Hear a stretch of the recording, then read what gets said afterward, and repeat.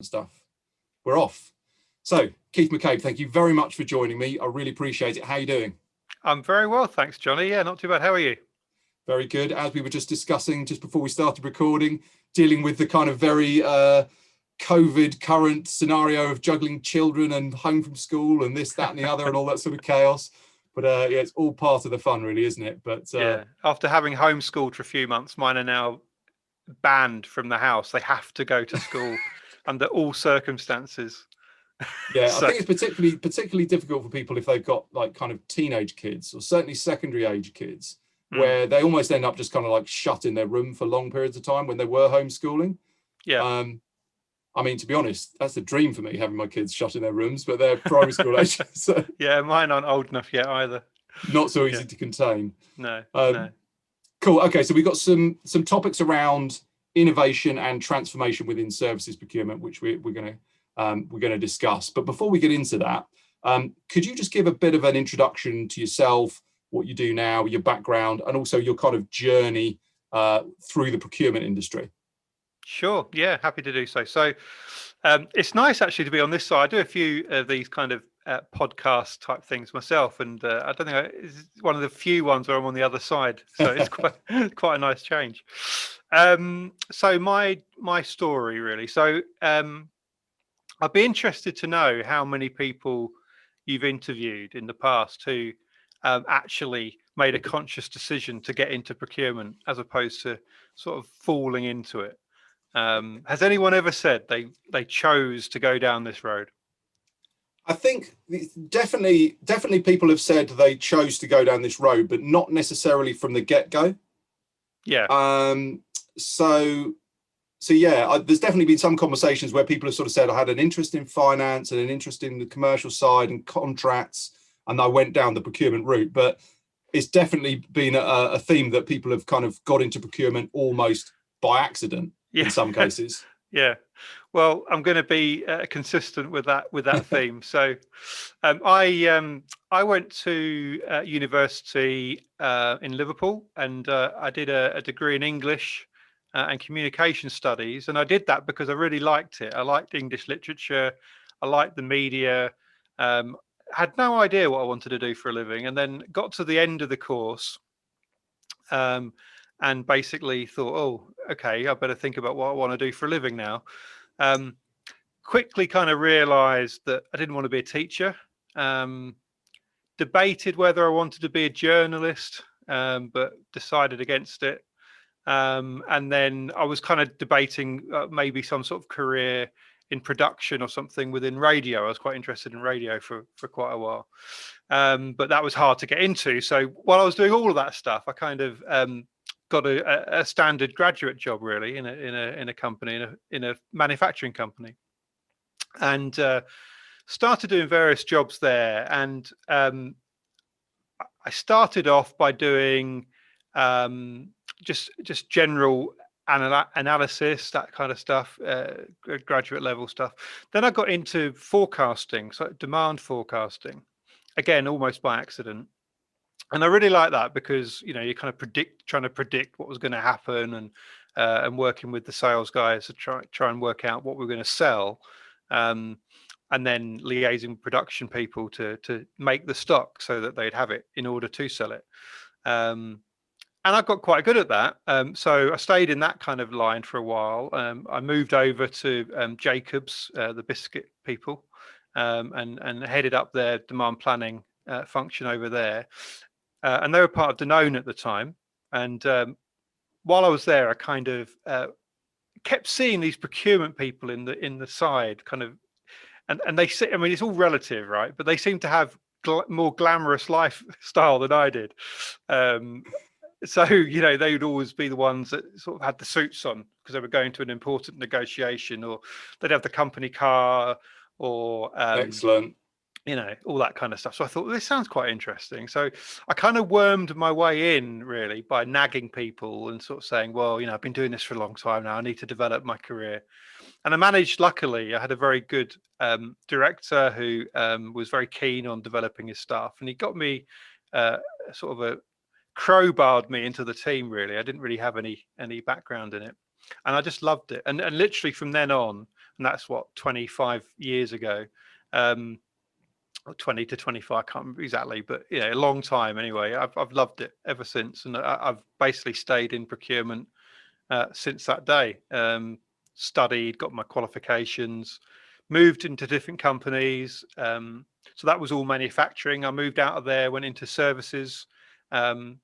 So I've worked for the NHS for a while. I worked for Carillion for quite a long time. And some other companies. And then basically about 18 months ago, I started my own procurement consultancy called AVAM Solutions. And I've been doing that ever since. So yeah, I'm a bit of a procurement career person, I guess, but again, more by accident than design, I'd say. Yeah, and it's an interesting point, because the combination of skills required to be good at procurement they're a fairly unique sort of blend in terms of the kind of contractual side of the role versus the relationship side of the role versus the commercial side of the role versus the sort of operational side of the role, and certainly with regards to planning and things like that being quite analytical. Do you think that when you mentioned the director you had at the time in that early career who helped you, do you think they recognized within you the type of skills to kind of sort of think, I think this would be good for you? Or do you think it was more led by you kind of following your nose and saying, that looks interesting? I think a bit of both, really. I mean, the guy I'm thinking of was I suppose he's a bit like a football manager that was sort of keen on like developing the team, and there was quite a certain age at the time, and in those days I was one of the young ones. I like to think back on those times, and so he probably saw it as part of his role was to kind of future-proof the team. He obviously saw some potential in what I was doing. I was quite young to be doing the role I was doing, and I had quite a lot of responsibility. So he would have seen that. But yeah, there's obviously transferable thing. I mean, organization skills, analytical stuff, relationships were always really important in what I was doing, because I was having to, in a sense, I was the go-between between the sales function and the production team, and also other bits like the procurement guys as well. So I was kind of always having to manage relationships, so he probably saw something in that as well. But and probably negotiation as well, because I was having to negotiate with salespeople to say, look, I know you want this stuff, but you don't really need it that early, do you? Let's stagger the production a little bit and all that kind of stuff. So there probably was quite a lot of transferable stuff out there. Yeah, and in terms of the kind of skill sets that you needed back in those days, when you look at procurement teams now, from a kind of external consulting perspective, what do you see has changed in terms of the requirements within the skill sets for people with procurement? Has anything changed? I don't think a great deal has changed. I mean, ultimately, I think, yeah, look, there's loads more tools available now. There's loads of models that weren't around 20 years ago, all that kind of stuff. But the fundamentals of procurement, as far as I'm concerned, is about relationships. It's about establishing credible relationships with your partners in the business, so that you can get stuff done. And I don't think that has changed. I don't think it ever will change. And I think, if, in my experience, if more procurement people kind of had that mindset that, why are we here? We are here as a support function for the business. We're there to help. We're not there to drive our own initiatives. We're there to help. Now, that might be because the business might want to save money. They might want to reduce cost. Great. Well, that's something that procurement typically get excited about, but it might not be that. The business might want to drive revenue, or they might want to drive innovation, or any of those things. And then procurement have to help the business do those things. So in order to do that, you've got to be able to develop relationships with people, firstly, to understand what it is you need to help them on, and secondly, so they trust you that actually this guy can add some value here, and this team can add some value. So I don't think that will ever change. I think the ability to build relationships and credibility is crucial to get stuff done, and I think that will always be the case. Yeah, and I guess it's, very much acting as a link between the business and its external resource function, and making that part of the wider organisation capacity, as it were. And as you say, relationships are extremely important to that, particularly when you talk about things like innovation. For innovation to happen, it has to be the right environment. But I think really it's never been more important in terms of the relationships and the trust that exists within supply chains than what we've seen over the last 12 months. I mean, if you look at for example, the medical supply chains, I know there's at the moment I saw something in the news today saying vaccine supplies in the UK may be delayed because a shipment coming from it. It's incredible the way that the supply chain has operated, and the amount of money that's gone through the supply chain globally is just absolutely staggering. But I think it's also shone a light on the importance of procurement and that wider management of supply chain as a resource for governments and organisations alike. I think you're right. I think it has shone a light on procurement. But what it's uncovered, I think, is there are real extremes in what you see under that light.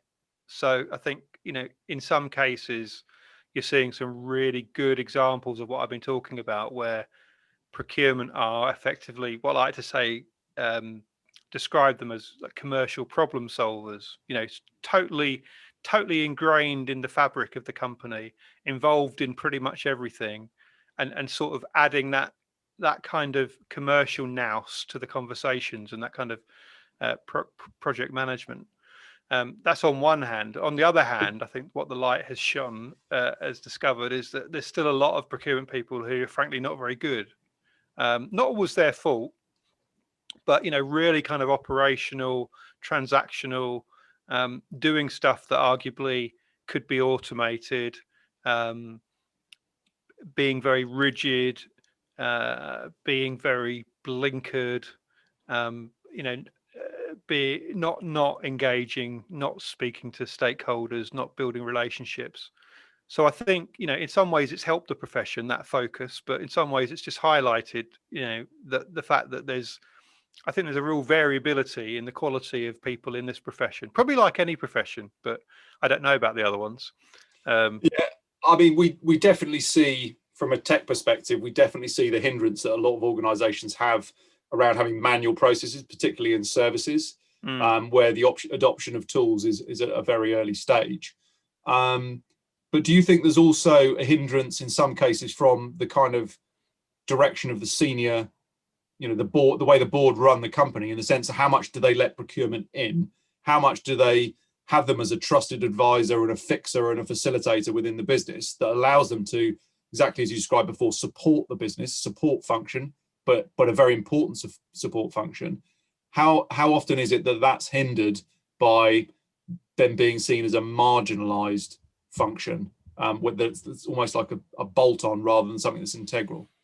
Well, I think it depends on the company and the culture. It's still a common thing that I hear and that I experience is about procurement complaining that we don't have a seat at the top table. That's the common complaint you hear. And my answer to that is always, well, why should you be there? It's very easy to think, well, we're procurement, of course we should be there, but okay, well, why? If the company, look, let's face it, the executives in any company are not going to be daft, right? So if they think that you're going to add value, they will ask you to get involved in stuff. The fact that you're not there means that you haven't convinced them yet. It's not some sort of vendetta. It's just simply that you haven't been very good at selling or convincing them of the value that you're offering. And I've seen it where, companies where procurement have been almost the first person at the table. But equally, I've seen it at companies where they barely get a look in. And it all comes down to that ability to communicate really. I think communicate what it is you're doing, and also make sure that you're doing the right things as a team. So you need some direction from whoever's running your team, but you've got to be making sure that you're helping the business. Going back to what I said earlier, really, what is the business objectives that you're supporting? Is if you're focusing on cost reduction because procurement people are obsessed with it, and the company's focusing on revenue growth, why would you expect to, is cost reduction going to help revenue growth? Well, it might. It might, because might mean that you can sell stuff cheaper, and then you sell more of it. But it might not. Perhaps if procurement were more involved in getting their supply chains more involved in, I don't know, innovation or being quicker to market, that might help with revenue growth more, and you might find you're at the table. So I think it comes down to that level of maturity.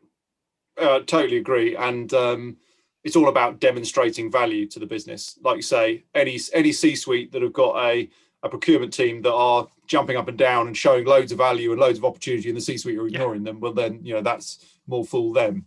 But yeah, I think two things I want to pick up from that I think excellent points are.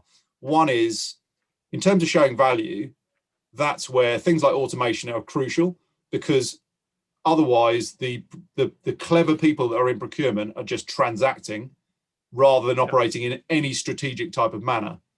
So it's a question of automating the things that should be automated, and actually clever procurement people using their communication, negotiation, organizational skills to really take that information and build processes that they can achieve the objectives, whatever they may be: cost reduction, greater return on investment, revenue growth, whatever the business objectives are, which, I'd like to think that businesses are generally pretty good at communicating those operational goals, organizational goals, but I think in a lot of cases that's something that needs tightening up as well. Sure. So that kind of like demonstrating value is one side of it, but I think just understanding where the business is going is the other side of it. But sorry, I lost my thread a little bit there. But I think it's really about creating value, but then being able to kind of like follow that up within the business context. Yeah, and I also think procurement people shouldn't be scared of technology coming along that might automate stuff that they've historically done manually. I think it's natural for people to be resistant to change, but hopefully procurement people aren't, because change is really what we're about. So for a start, you should kind of, if you don't like change and you're in procurement, then you're not going to be a great fit, I would say. But I think it's about procurement people. If they see that there's activities they've historically done that are now being automated, that's an opportunity for them to not, they shouldn't have the mindset that they're not going to be needed anymore. They should have the mindset that actually, as you alluded to, this is freeing us up. This is giving us time where we can now do other stuff that's maybe more strategic or contributes more to the business as a whole. Stuff that really you can't automate, stuff that needs a bit of creativity and relationship management and dealing with people. These are all good things. And if you're in the mindset where you're not prepared to try new things, or you don't like change, as I said earlier, really, go and find a different thing to do with your time, because procurement is about change and it's about improvement and learning new stuff all the time. Yeah, and I think the thing that kind of just slipped my mind as it wandered down a particular cul-de-sac a minute ago was the other point you made was around innovation. Mm-hmm. And that is a more sophisticated part of what procurement people can do, but they've got to be able to engage effectively with their supply chain. They've got to understand their supply chain. They've got to know what they've got out there, and they've got to have the right relationship to enable that innovation. Because I think for a lot of companies, definitely on the services side, they just can't see that. And also a lot of companies are blinkered by working with maybe 1 or 2 or 3 really big consulting firms, for example, that have a bit of blanket coverage. And it's very difficult to see the other suppliers that could be potentially adding innovation. I mean, obviously you've worked across some interesting different areas, but just to take the kind of the contrast of the work that you've done on the manufacturing side versus the services sector. And obviously, from my point of view, I've got a particular interest in the procurement of services and how that's managed, obviously from a technology perspective. What would you say were the kind of contrasts you can make between that manufacturing environment and the more services type scenario? So there's a lot of differences. So from a procurement perspective, an obvious difference is how quality is measured. So, you know, if you take a product, something you can touch,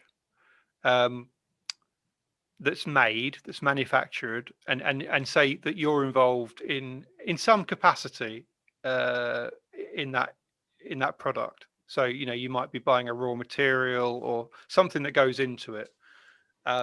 It's very easy, really, in theory, to see whether it's, you know, it's good or not, whether it's fit for purpose. Both the thing that you've contributed and also the finished product. It's a thing. You can pick it up, you can look at it, you can shake it around, you can smell it, whatever you want to do with it. And you know, if you asked 100 people to look at it, and you had a specification next to it, they should, in theory, be able to say, yes, it meets the spec, or no, it doesn't. You know, it's too small, it's too big, it's too white, whatever, you know. So it's quite objective. With a service, and these are obvious points, but sometimes I think they get overlooked. With a service, I think it's much more subjective. So, you know, if you're assessing whether a service is a good quality, for a start, there might not even be a specification, in my experience. So let alone being able to compare it to a specification, there might not even be one. And even if there is, people will assess whether a service is good, bad, or indifferent, often based on their own idea of what good, bad, or indifferent means, as opposed to what the specification says. And the other point was, obviously, it's kind of fleeting. So there's no opportunity to go back and say, do you know what, let's have another look at that service and just lift it up and touch it again and examine it. You know, it's gone. It doesn't exist anymore once it's been delivered. So, you know, the initial response is really the only response, and it's subjective. It disappears, as opposed to a thing you can touch and feel that you can look at. And so it makes it much harder, I think, to buy a service than it is to buy a product. And also it makes it much harder to work out whether it's any good or not. Yeah, I think you captured it really, really well. It's, you know, it's a complex, nuanced thing, buying a service. Whereas, you know, goods and materials, there's plenty of complexity, but it's more like, I would see it more as supply chain complexity, and logistics, complexity within logistics. Often it is, But it's fairly binary in the sense, you know, you might be picking something from a catalogue, it either is a red widget or it isn't. And the thing is, generally with every service, they're all different, you know, and that's where it's very difficult to compare suppliers. I mean, that's, you know, an area that's very close to my heart, because that's effectively the challenge that we've taken on as a business. But if you want to measure services and compare suppliers within services, you need to capture the full process, and so you can capture all the information, because clearly there can be qualitative inferences around how well the service was delivered. But you need to be able to use quantitative metrics as well to really have a clear definition. If you're looking at different suppliers, every project's different. But if you understand at a milestone level whether they were on time, you know, what their average cost overrun was, how much scope creep there was, and combine that with the qualitative feedback, then you can get a much more accurate picture, which you can normalize across a population of suppliers that might be doing totally different things. But yeah, the process of buying and delivering a service is pretty complex. And what I tend to see a lot in the market is if you don't capture that feedback and that information at the point in real time, then procurement can be left with a very difficult job where the CFO says, okay, we spent 100 million with X firm last year. What did we get for it? Because then it's a question of potentially even going back and just going, right, okay, I've got to look in a shared folder and find a statement of work and hope there are milestones on it and look at those milestones. Yeah, absolutely. They probably won't necessarily be measured or recorded, and they probably changed along the way. But that's you probably just get an invoice value, and that's it. Yeah, and I think that's where you can end up with these situations where, from a CFO's point of view, they might be saying, we spent 50 million on services last year, chop it down to 40. Whereas actually, if they understood what return they were getting from it, it might be driving fantastic growth in the business, for example, or innovations creating new service lines that's driving revenue. Then if that was clearly understood, then the CFO's approach might be, we need to increase the spend in that area because we're getting some great value from it. Sure. But again, it comes down to visibility. And as I said earlier, the visibility is where the innovative suppliers can come in. I'd like to think that more big businesses are taking that approach. And I do think probably COVID has moved that forward a bit in terms of considering the wider supply chain. Because if you look at some of the big, massive supply chain problems like PPE, people have had to be super creative and think outside the box to get these things done. And you hear these stories of kind of like almost like unknown suppliers taking on gigantic contracts. Sure. No, I completely agree. And when we get, I think we're going to talk about innovation in a bit. And there's a whole thing about risk. I think that's really important. And I think it's very hard to innovate without taking risks. And I think sometimes when you're forced, like in the PPE example, when you're forced to take a risk because there's literally no alternative, that's when you can find the most innovative behaviors. Sometimes companies need that kind of kick up the backside to take a risk, through an external factor. Otherwise, they wouldn't take the risk and they wouldn't innovate. But yeah, I was just thinking when you were talking about the services. I mean, I think having painted a bit of a gloomy picture. I mean, I like you. I kind of I've been working in services more recently. I have actually since I started the consultancy, been doing some work on direct categories as well. But it's mainly been services for quite a long time with me now. And I wouldn't want people listening to this to have a gloomy view about procuring services. It's great fun. It's just more difficult. But in terms of what we're saying, there's plenty of things that you can do, I think, in order to buy services well. And I think that the mindset's important. If you're procuring services, I think you can't go into it thinking, well, there's nothing that can be done. It's all going to be, intangible, and it's all going to be fleeting, and I can't compare anything. It's impossible. I don't think that's the right attitude to take. And I think there's lots of things you can do to buy services well. Totally agree. I mean, from my point of view, the future of services procurement is very rosy in the sense that you've got technology providers like ourselves that purely specialize in that area, and our entire reason for being is to make that whole thing easier for procurement people to transact very effectively and have the information they need so that they can use their skills to make predictions, inferences, strategic input to the business. So I actually think services procurement, not just because of the fact that technology is catching up with this area, but also because of how important services are and how they're, the room for growth and sophistication that there is within services procurement compared to, for example, goods and materials, which is much more, I would say, of a solved problem that's more formulaic. So I think there's great opportunities. I think, like you say, you could get people, looking at a services category as being a tougher category. But I think there are massive opportunities there, and companies are really addressing this now. And I think previously, where companies may have been more comfortable to say services spend was X last year, but it was to budget. I don't really know the detail of what I got from it, but it was to budget, so everything must be okay. I just don't think companies are willing to do that anymore. So I think that gives procurement the opportunity to say, okay, in terms of how the business buys services, we need better processes and tools in place so that I can really give you the information to help you drive, to help the business drive what's most effective. So I think it's a very opportune time. And I think that's only going to increase because, you know, we're moving to more and more of a service-led environment. If you look at the kind of, if you look at businesses like challenger banks or new energy companies, I mean, their spend is so highly skewed towards services, and a lot of these emerging industries very skewed towards services. So yeah, I think there's loads of opportunity.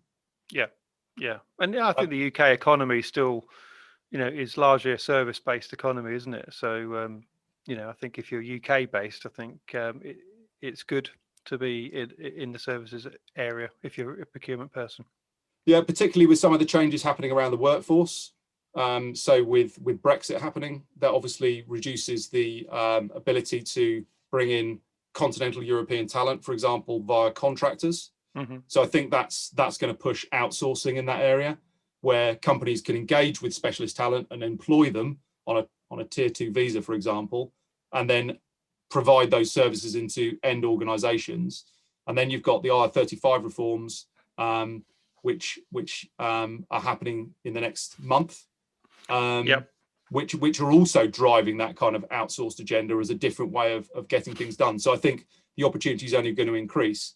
But just to come back to a point you made earlier, just talking about innovation,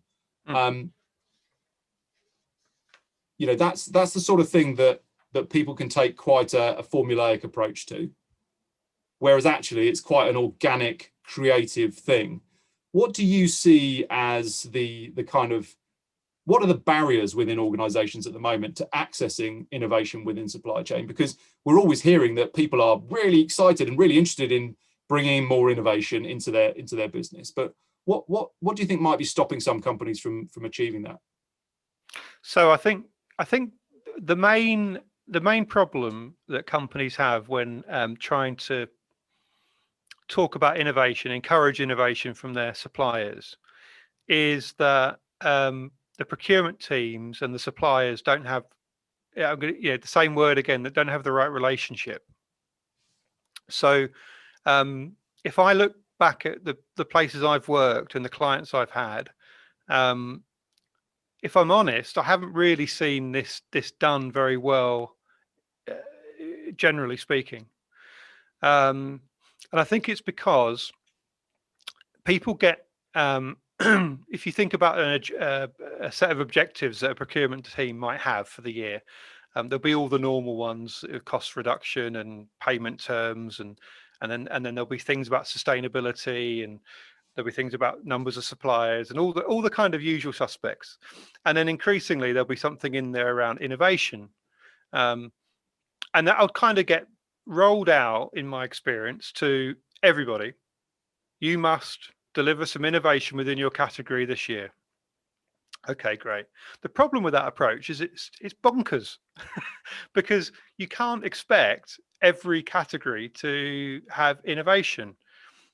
You can only really expect innovation to come where, if you think about the typical sort of CrowdCheck portfolio structure for categories, where you've got high risk and high spend, and where you've got sort of in the strategic box, that is where you can expect to find innovation. You cannot expect a supplier who's in a leverage box, so there's loads of competition, they're being really hit on price. You can't go through a really aggressive meeting with one of those suppliers and then at the end of it say, right, let's talk about innovation. It just doesn't work. It's madness to think that you could. Well, the supplier's going to be sitting there feeling crushed and thinking, well, if I've got some great innovation, I don't feel very inclined to share it with you because, you know, what's in it for me kind of thing. Exactly. You've just told me, unless I reduce my prices by 30% in a week's time, I'm going to lose this business that we've had for 20 years. And now you want me to open all my vaults of my innovation and share them with you. Well, I don't feel like doing that. I don't feel particularly trusted right now. So it comes down to trust. So that's the first thing. I think the relationship's got to be right. I think you can't have an adversarial relationship and expect innovation to fall. Now, what I'm not saying is that all relationships, can't be adversarial. I'm just saying that where you've got a category that sits nicely in a leverage box, and that I'm not saying that's the wrong place to put it. I'm just saying don't expect innovation to fall out of those suppliers. I think having the same objective for every category is bonkers. I think you've got to pick innovation in the logical places that it will flow from, and that's where the relationship is much more aligned to partnership and trust and sort of openness, genuine, not just lip service. So that's the first thing. Second thing follows on from that. Really, it's about, I think it's got to be a two-way thing.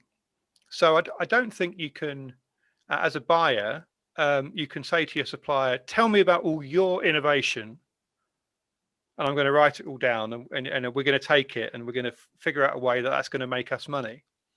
I think, in order to have that relationship that I've just talked about, it's two-way.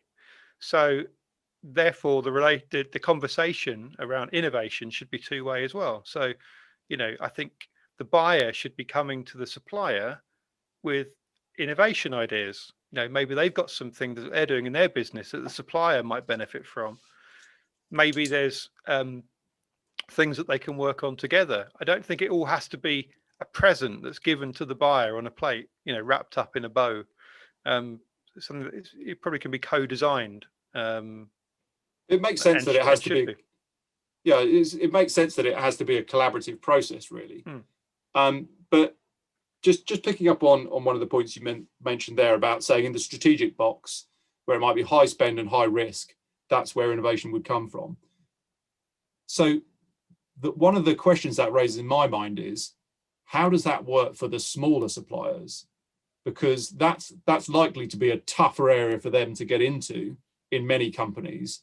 And yet I would say there's potential that there's disproportionately more innovation that can be taken from those really agile small suppliers that have to work so hard to be in the game. They're growing. Do you think that's maybe possibly a bit of a problem as well? Yeah, I think it's a great point. I think when I'm talking about high spend, high risk, I'm talking about the category, really. Yeah. Now, I think it's really important for innovation and for sustainability and for all sorts of reasons, for continuity of supply. I think it's really important to make sure that it's not just really big companies that you have in that box. There's no reason really why a high category a strategic category can't be supplied by a smaller supplier or a number of small suppliers, or even a mixture between big suppliers and small suppliers. I think the days where you have sole supply, there's still a place for it, but arguably not in that box. I think those days are gone, and I think sometimes what you've got to do if a supplier is in that box because the risk is high, then one of the ways of reducing that risk is by developing more of a market, more alternatives, and sometimes you have to take a bit of a leap of faith with some smaller suppliers in order to help them along that journey, so that in the future actually that category will be less risky because there are more supply options out there. So I think it's really important actually to not just assume that innovation is the playground of the big players. I mean, obviously for things that are technology based and require lots of investment could well be more naturally aligned to big suppliers, but I don't think it has to be the case. No, and I think again it comes back to that inherent thing of visibility. What is your supply chain? Are there some real gems in your supply chain that you're not aware of? And it's like if you look at an organization and all of the people that are part of that organization, if you've got clear objectives and you're all rowing in the same direction, then everybody's opinion is really important because it's driving towards that objective. And the same exists within the supply chain, but the voices need to be heard. If there's clear direction of what you want out of your supply chain, and you've got the visibility that you can see people that are doing a great job. I think a lot of companies, particularly in services specifically, will not be able to see that at the moment. And it comes back to what I was talking about around supplier comparison and things like that. You might have somebody work with a small innovative company and they take a bit of a risk in a particular area, which might be more of a low risk area. They take a risk, work with a smaller supplier, and their feedback might be, they might have, for example, a quality score that's based on innovation as one category of that quality score. And these guys might be constantly getting 5 stars for everything that they do. Then if the organization can see that, that's something that they can potentially take into higher risk areas, but they need to surface that type of information. And yeah, as I say, otherwise these people these businesses just won't be heard. And I think, if you look at the UK environment in particular, but makes the same on a global sense, some of these smaller companies, they have to fight so hard to grow and they have to fight so hard to compete. And they're very, very driven to create a great solution for their customer and be invited back to do more. No, I completely agree. And I think, when you were talking about this idea of innovation not really blossoming within an adversarial environment, it's almost like you can't force someone to be creative.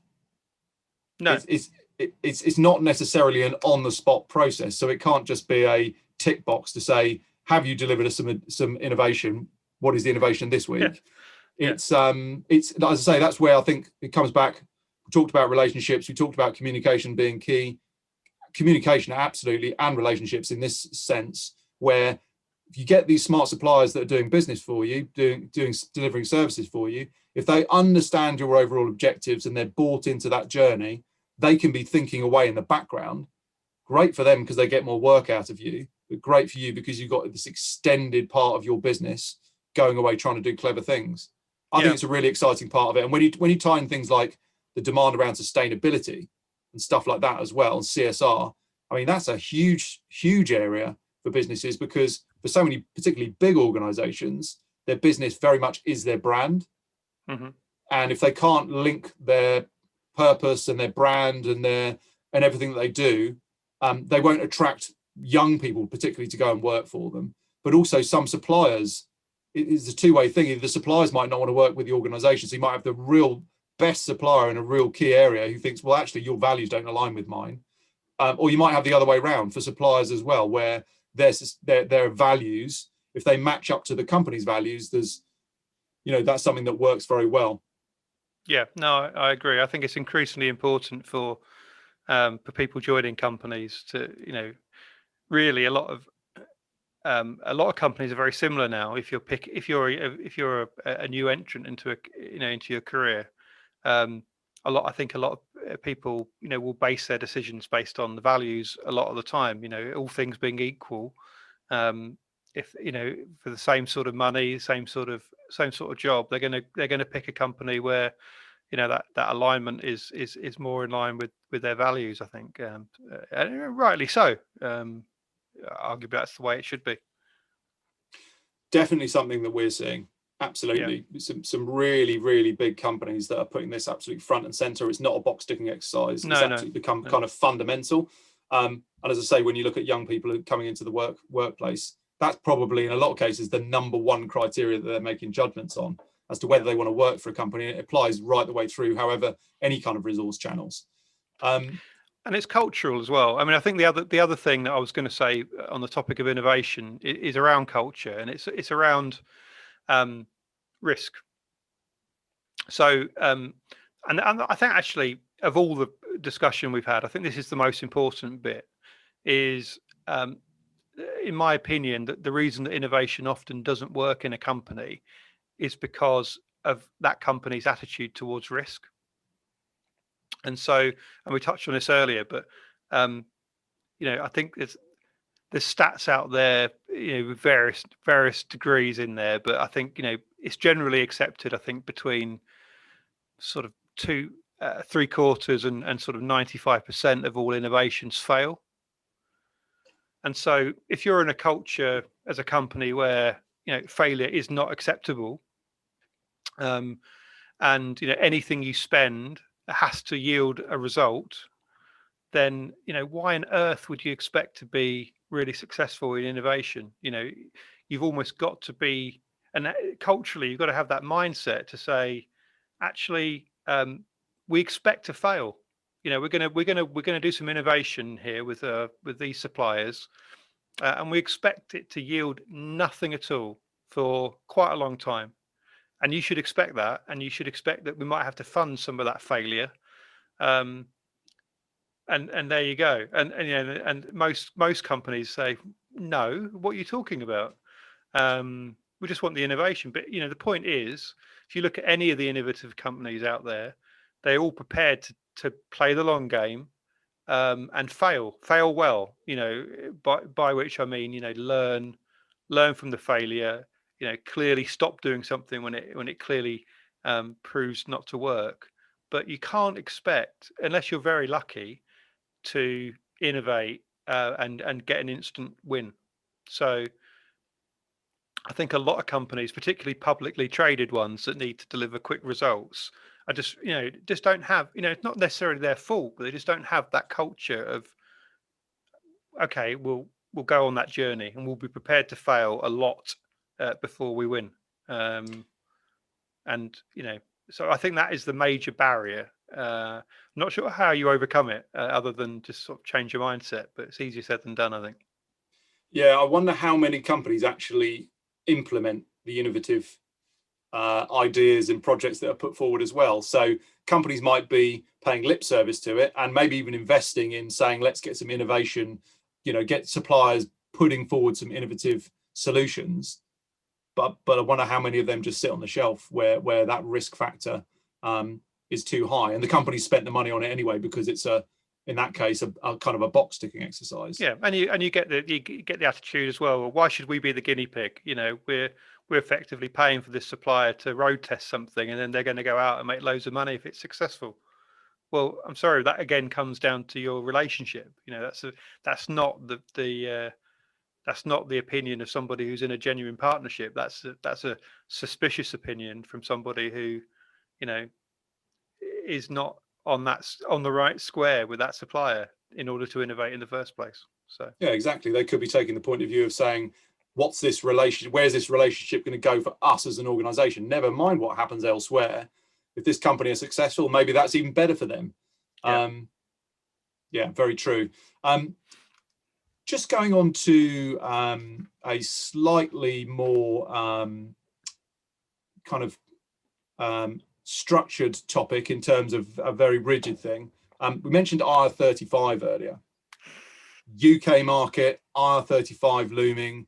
Obviously, from our point of view, it's interesting seeing the uptake in the use of statement of work, the requirement for technology to manage that end-to-end workflow. What are you seeing, or the kind of the misinformation? And I hear all these interesting things of people saying, oh, apparently you can't do this and you can't do that, and there's some grey areas in the legislation, admittedly, and there's been a lot of complaints around the CES tool, for example. But how do you see that playing out in the organisations that you're involved with at the moment? so it's so obviously, from April, the private sector is coming into line with where the public sector's been for a while, in terms of IR35, and all that's changing is the liability is shifting, from being the contractor's responsibility currently to determine if a role's inside or outside IR35, and soon it's going to be the client and the agency's, the client's role to determine, and the agency will have the liability.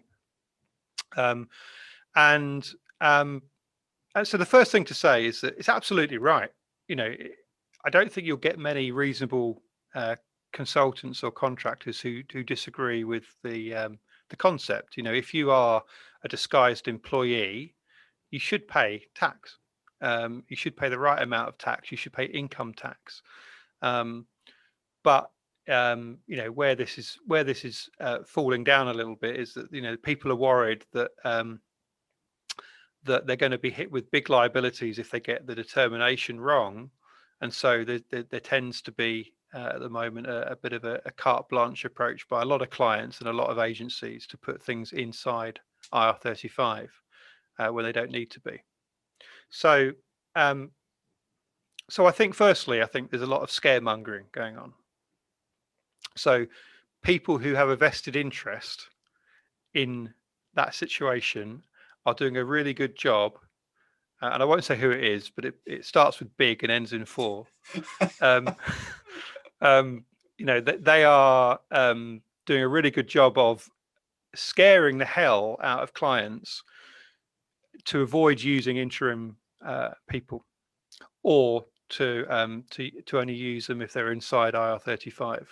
And of course, they're the big beneficiaries of that, because clients who might have otherwise used an interim might then be going to one of those consultancies to get work done. So in terms of the myths, so let me try and cut through a few myths. Okay, so the main myth is that it's really hard to structure an engagement outside IR35, and that's not true. In fact, it's really easy to do, and and anyone that says anything other is either misinformed or has an agenda. So all you have to do to structure a role outside of IR35 is make sure, well, sorry, it's not a role, but it's an assignment. So you make sure that, so if you're a client, for example, and you're looking to do this, what you have to do is describe the activity and the outcome that you want to be achieved. So it's a service that you're buying. So coming back to services we've been talking about, you're talking about a service. So there's a series of activities or tasks or outcomes or objectives you want to be delivered, and you're basically buying a company, not a person, a company, to deliver those outcomes, and that's it. So you're buying a service, not a person. If you have to name a person in there, that's okay, but better not to. But if you do, then you need to have a substitution clause in there to say, if that person can't do it for whatever reason, it will be they can be substituted by someone else. But that's it. So it's really about asking the right questions. What do they need to be done, and structuring the assignment that way. And if you do that, largely speaking, you're going to be able to structure things outside of IR35. Yeah, and I think it's it comes right back, as you said, to what's the piece of work that needs to be done. It's not just about sticking a contract, having something that's clearly an inside IR35 contractor situation and just trying to put a different slant on it. That doesn't work. It comes back to what is the piece of work that needs to be done, what's the most effective work delivery model for that piece of work, and whichever engagement method you choose, you just follow the compliant route to get work delivered in that way. And it's not just a regulatory thing, it's just a pragmatic, business process thing, in the sense that companies should be thinking like that anyway. And I think, to be honest, the way that pardon me, the way that IR35 hasn't been enforced over the last 15 years or whatever it is, has created a problem that is almost, you can have a kind of slightly laissez-faire attitude for companies where they've got 30 contractors in doing a piece of work. They're kind of sitting there, they're getting on with it, this stuff on a daily basis, but there's not a real clear focus on objectives necessarily. No.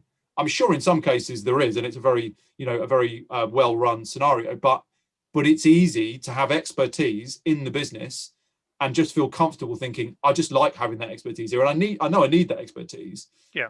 But the business won't necessarily know what they're getting from it. No. And it is an exercise and possibly a mindset and culture shift that a business has to go through to start thinking about outcomes. People often struggle to write a job spec, never mind an outcome. But if you're dealing with outcomes, then you know what your function within the business, what that function needs to deliver, because you're breaking down a component part of that. And if that function knows what it needs to deliver, the department knows what it needs to deliver, the organization knows where it's going and what it needs to deliver, that's like the kind of panacea of, business organizational perfection, if you can really drill it down to that level. But ultimately, it's about what do you need to do and what's the most effective way to do it. There's still always going to be delivery of work and services that is better with a permanent employee. And the same applies to compliant contractors and temps. and the same applies to the use of kind of outsourced services. Absolutely.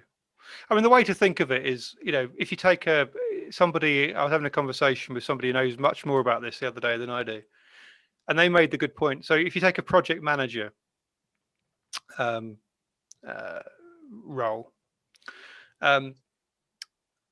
if you describe what's needed as, I need a project manager, and they're going to come in and they're going to sit there, and any projects that come along, they're going to manage those projects.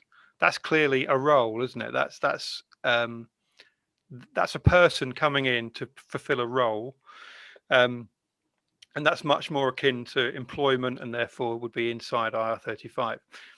If you're talking about management of some projects, and you could be more specific about which projects they are, when they start, when they finish, what the stages are involved in those projects. You might have a project plan, or maybe the outcome is to devise those stages.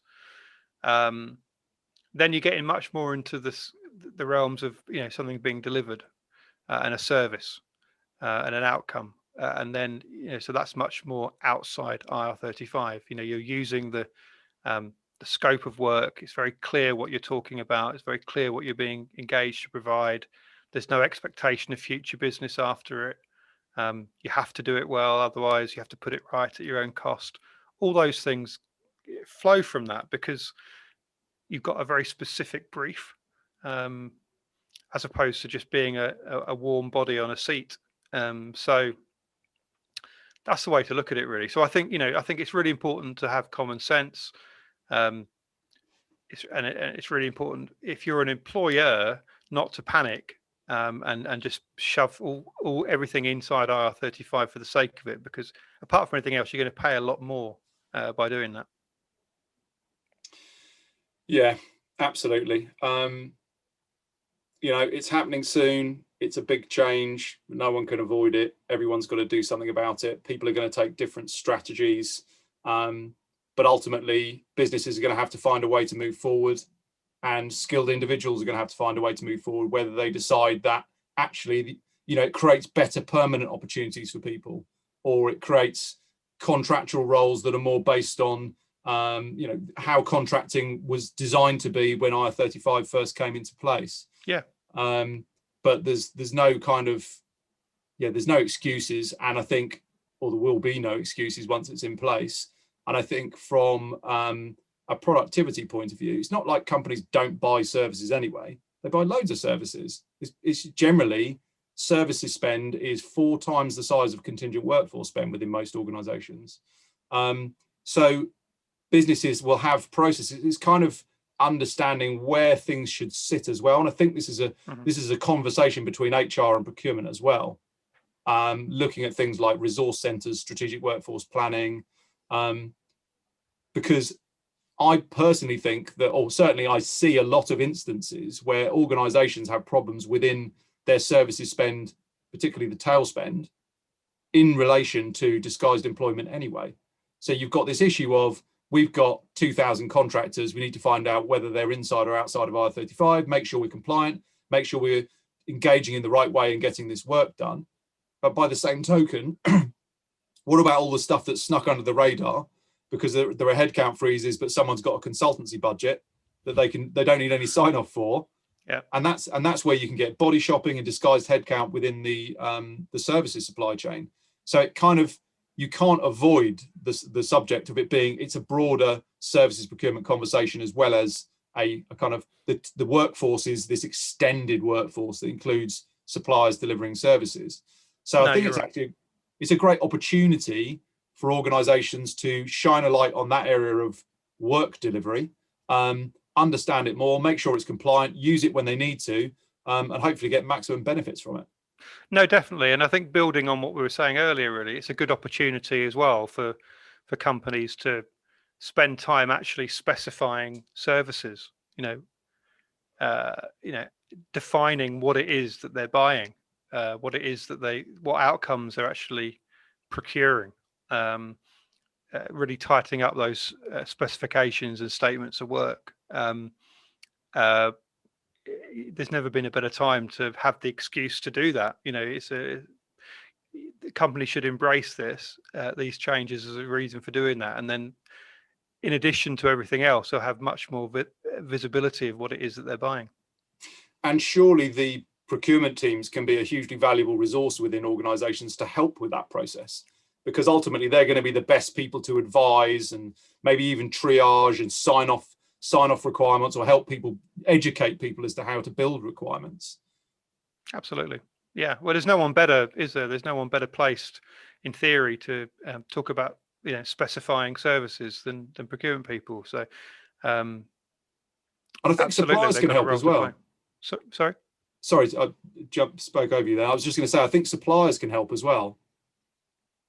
Yeah, I think, as I said earlier, without being ultra cynical, I think you just got to be careful as to which suppliers you're talking to, because the ones that will have a vested interest in an outcome either way, what you want is suppliers who can offer impartial advice, not ones who's are going to benefit.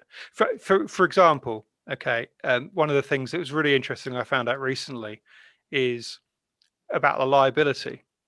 So actually, if a client is using an intermediary, whether that's an agency or a managed service provider or whoever, an intermediary between them and the actual contractor, if a client is taken reasonable care to determine whether a role is inside or outside of IR35, if at a later stage they are wrong, the tax liability does not go to the client.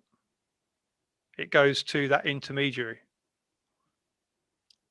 Now, you won't get many intermediaries making sure that the clients are aware of that, because it's not really in their interest to do so. It's quite good if the client thinks, actually, it's us that's going to be on the hook for the tax bill. Well, no, it isn't.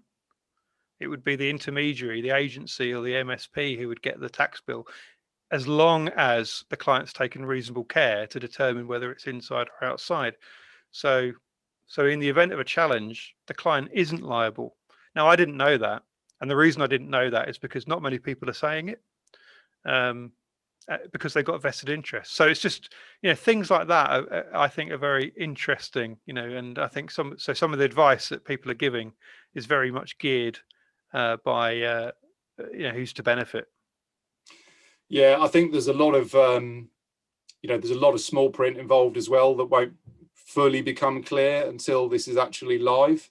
I mean, even if you look at like the public sector versus private sector, there's almost like an uplift on what the public sector had put in place anyway. So public sector organizations actually need to pay real good attention to these reforms, because some of the reforms are also reforms to it's like an upgrade. So they're bringing the private sector up to level with the public sector, but upgrading the whole thing with some tweaks and certain amendments. And like I say, I think there's possibly an announcement on at the end of March, and then obviously it goes live on the 6th of April. But I think there'll be a lot of kind of washing up, and the big legal firms and people like that analysing the exact information that's put out, even though effectively I'm sure people already know what that is. But yeah, the devil's in the detail with this. And as I say, I think if you take the attitude of what's the best way to get a piece of work done, rather than trying to make the engagement type fit what you want, you decide what engagement type is most effective for what you want to do, make a genuine business decision about how you should resource that. Obviously, if you're trying to resource something and think, I want to resource this via contractors, and you look at it and you just go, well, there's no way that can be compliant, then hire some permanent employees to do it if it's all about management, running teams and stuff like that, for example. So I think that's a good fallback for position for people. They need to get the compliance right. They need to take the right advice. They need to audit what's going on in their contingent workforce and their services and supply chain. But if they take the honest approach of saying, let's just get work done really smartly, line up our objectives, what do we need to do, what channels to market have we got in terms of getting this work done, and what's the best way to do it. I think that's a huge opportunity for companies, and certainly an area I could rabbit on about for plenty of time. But I just want to come back to a point you made earlier, and just see if you can kind of expand on it a little bit. I think it's quite a nice one to kind of round up our conversation, because one of the things you talked about within services was intangibles. And when you compare that to goods and materials, you know, quite binary, very solid, you can touch it and you feel it. And okay, with some services, you'll get delivery of a report or a strategic piece of advice, and maybe assets that can be reused in the future and things like that. But in terms of those intangibles and bringing them out, making them tangible, what do you see as the kind of key intangibles that need to be brought out? Yeah, I mean, it's a tricky one. I think for me, it comes down a bit to the type of specification that you've got. So I think with a tangible thing, as we said earlier, it's very much input based specification. So talking about, you know, how big it is, how much it weighs, where it comes from, you know, what its chemical properties are like, you know, whatever. But very, you know, and if you take that for a service, it doesn't work as well. So I mean, you can do it that way. And you can certainly say, you know, I want this window cleaning service to be turning up every Tuesday, and I want it to clean these windows first for 30 minutes, and then these for 20 minutes, or whatever. But you know, what tends to work a lot better is to say, take the sort of output specification route and say, well, actually, what I'm concerned about is that these windows are clean every week, so that when we do an inspection, they look clean. And however you do that is kind of up to you. Now that doesn't make the intangible tangible, but what it does is it makes the service a lot more. You're relying a lot more on the supplier and the supplier's expertise to work out how to do stuff, and that's always been one of the bugbears I've had with services. Is that if you're too prescriptive, you have to ask why you're bothering outsourcing the service in the first place, because really, you know, if you're the expert, you should probably just be doing it yourself if you know that much about it. So I think one of the ways, building from that you can kind of make it a bit more tangible, is if you give the supplier the freedom to work out how. There's nothing wrong then in asking the supplier to give you a kind of a statement of work or a delivery description of how they are going to deliver that, and then from that kind of method of work, you can work on developing measures and KPIs. And I think you do need to measure stuff to make things tangible. You need to be able to measure stuff. So even if it's quite an intangible idea, you're giving the supplier freedom to work out how to do it. They can give you a delivery program of their method of delivering that, and then you can build KPIs from that. And I think that's really important, because otherwise, what you get is the kind of the typical situation where someone says to you, I want to change the supplier, and you say, well, why? Well, they're not performing. Right, but how do we know they're not performing? You know, when was the last time you did a performance review with them? We don't have those. Okay, well, what KPIs are they failing on? Sorry, what KPIs? What, you know? No, I just want to get rid of them. And you know, you have to equate it to, you know, if you had a member of staff and they had a performance problem, would your first reaction be, let's sack them and get a new person in? You know, of course it wouldn't, or I hope not. You'd go through some sort of program to try and improve and work out what the issue is, and give the staff member time to kind of turn it around. And you know, in the same way, you've really got to be doing that with suppliers, and you can't unless you've got these KPIs in place. So, I totally measure. Agree. So the short answer to the question is measure. That's how you make it tangible. You measure stuff, and then you work on trends, but you basically agree what to measure, and then you measure it. Yeah, and I think this is where things like change requests are very important. because, these are complex services that are being delivered often. Yep. And therefore, you can have this collaborative approach with the supplier, particularly if you're in a bidding situation. If you put a requirement out to tender, then I think you get a much more unbiased approach of suppliers suggesting milestones, for example.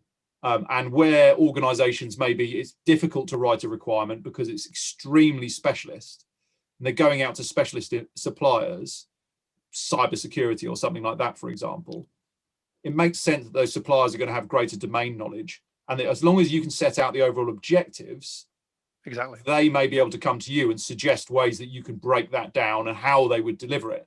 And some people might have a different approach to others. So I think within that bidding process, certainly something that we see is that you get that kind of collaboration where people can say, and we want you, here's the outline requirement, we want you to propose what the milestones and things would be, which can then be negotiated. And then you can build the measures and the KPIs against their delivery, their methodology of delivering that thing. Because you're right, if you try and do the measures, the KPIs against your kind of vague objectives that you're trying to deliver, it's very hard. But if they take your outcomes that you want to achieve, tell you how they're going to do it, you can clearly create KPIs and ways of measuring that progress. So yeah, and I think it has to be granular as well, particularly with things like any kind of variations, because you could look at a requirement and go, from an overall perspective, this supplier took longer than they were supposed to, and it went over budget. Sad face. But actually, if you really understood it and you really broke it down and you could follow the audit trail, you might be able to see that there were change requests that came in play where completely unforeseen problems were encountered, and the supplier actually used some real smart working to say, okay, well, what we suggest is we had that lined up like this. Why don't we change it to that? All these sorts of things need to be considered. And I think your point about measuring it, is absolutely right. And unless you're recording information and capturing what's been agreed, there's no way you can ever measure it. I made a little note to myself just at the beginning of this topic, just, what was asked and what was done.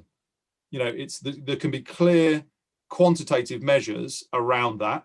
Yep. And then there's the whole qualitative side of it as well, where a supplier might have taken longer, but they got it right first time. They did it first time, or something like that.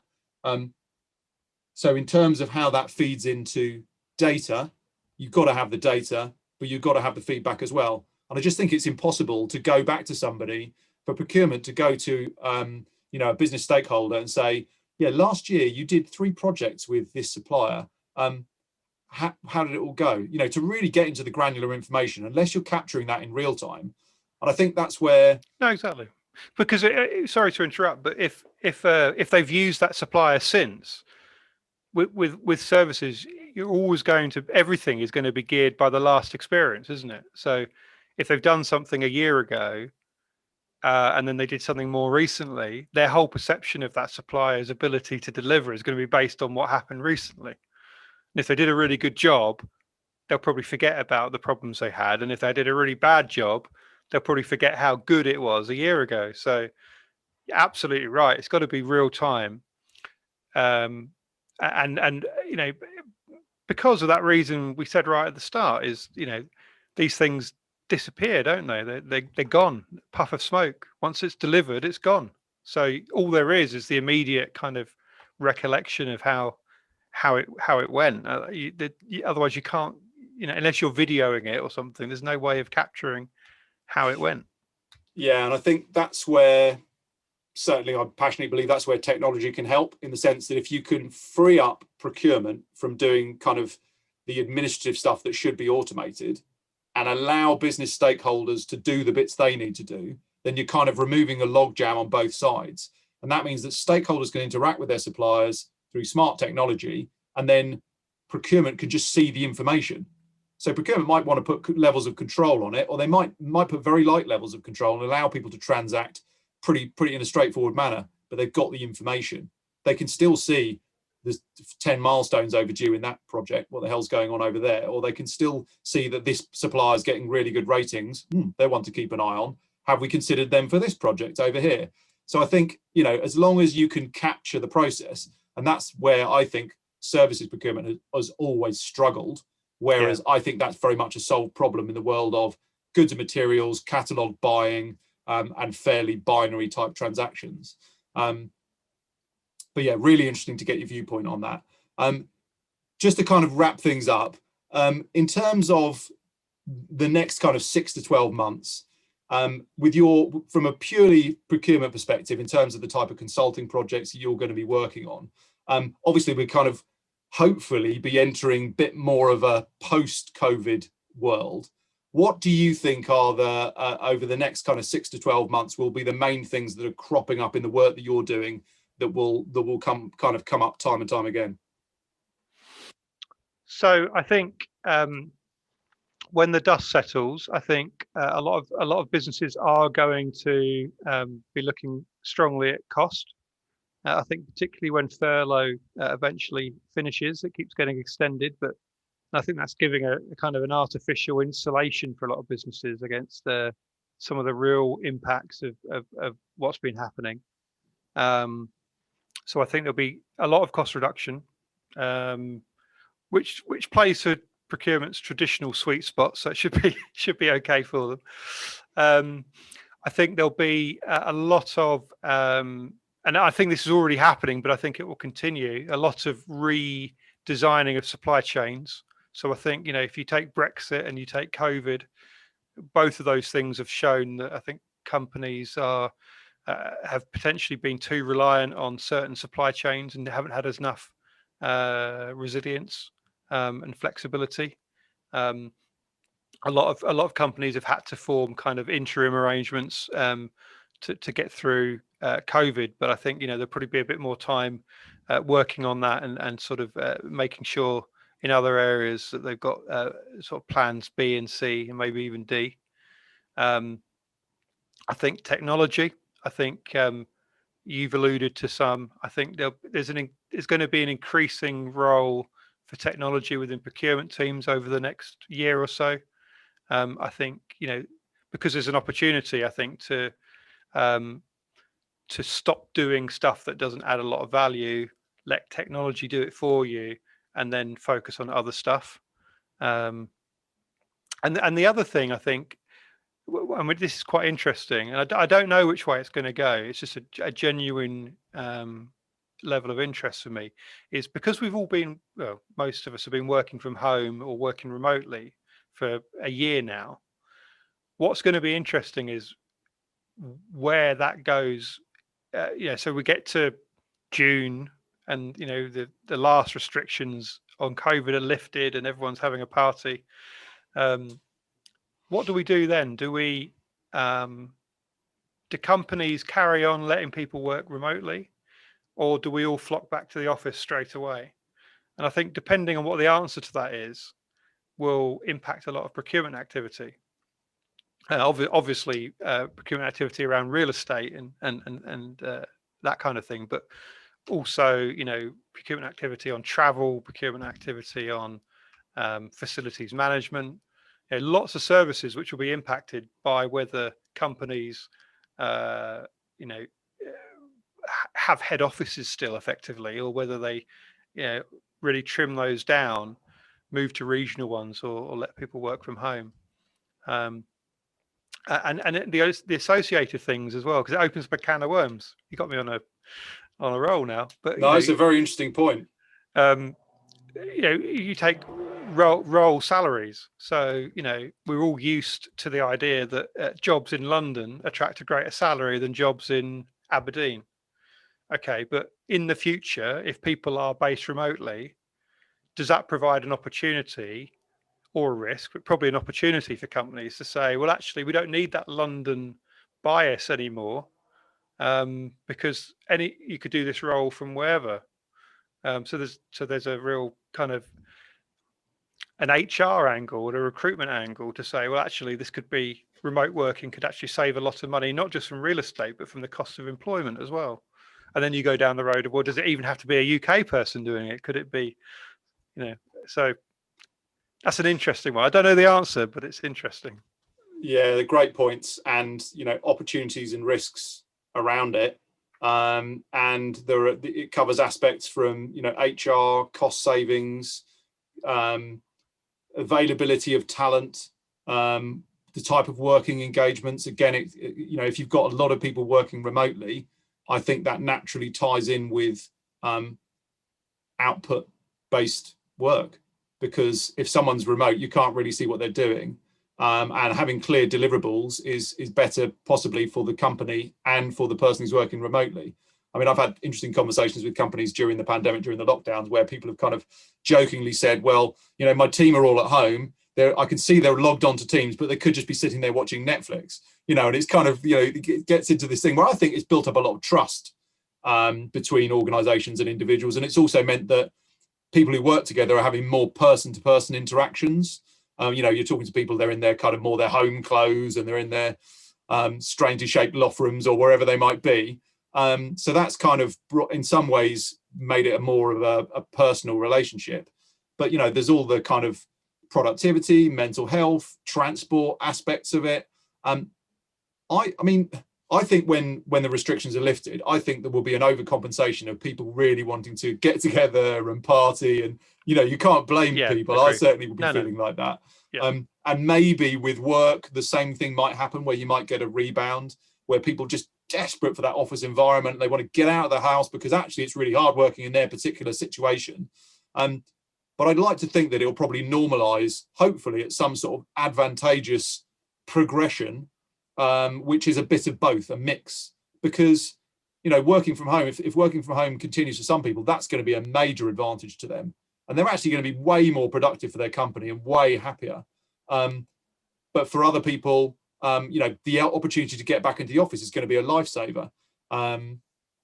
So, yeah, I think it's all these things. There's going to be years of study and university textbooks in the future based on the world's biggest experiment on human society. But it was really interesting, the point you're making about, from a procurement perspective, how that might significantly impact particularly some categories within larger procurement teams, where a huge volume of their work is dealing with facilities management, or property. Yeah, I've definitely heard of some big businesses shedding head offices, for example. But I think the nature of office space will change. I mean, from my point of view, I like the idea of pretty much complete flexibility for people, the ability to congregate in a set place, but the ability to go and do what you need to do and use technology and do things remotely, as we've all learned to do. But yeah, I think it'll be a bit of a blend. Yeah, I don't think it has. Yeah, I think that's right. I don't think it has to be an either or. I think it will be both. But it just poses interesting questions. If you're a category manager that looks after travel, how on earth do you negotiate hotels for the next 12 months? How do you know what the level of demand is going to be? You no longer can just look back. Well, what did we do last year? Okay, well, I'll adjust that by a certain percentage.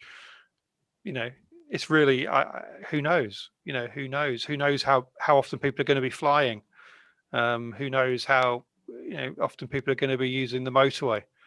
Again, it's going to come down to relationships and communication between suppliers and buyers, and that's going to be totally crucial. Like I say, with this kind of more open and interpersonal type of relationships, I think that's going to have to exist everywhere, because the supplier, the hotel supplier, is sitting there thinking, God, we've been decimated, and the buyer's thinking, well, we don't know when or how we're going to be able to use your services. Hopefully there's an opportunity to really work together to benefit both parties on that side of things. But yeah, it's certainly going to be interesting to watch everything pan out. But where there's these sorts of changes, there are always opportunities as well as all the kind of downsides as well. So hopefully we can all adapt, and businesses can adapt and come out of it stronger, although maybe a bit different. But I always like to take a positive view on it. Listen, thank you so much for taking the time to chat. Really, really enjoyed that. Some excellent points, some great insights, and some things that really actually got me thinking now. Well, thank you. It's been a pleasure. I've enjoyed it. Excellent stuff. Well, listen, thanks very much. Take care of yourself, and I'll speak to you again soon. Okay, thanks very much.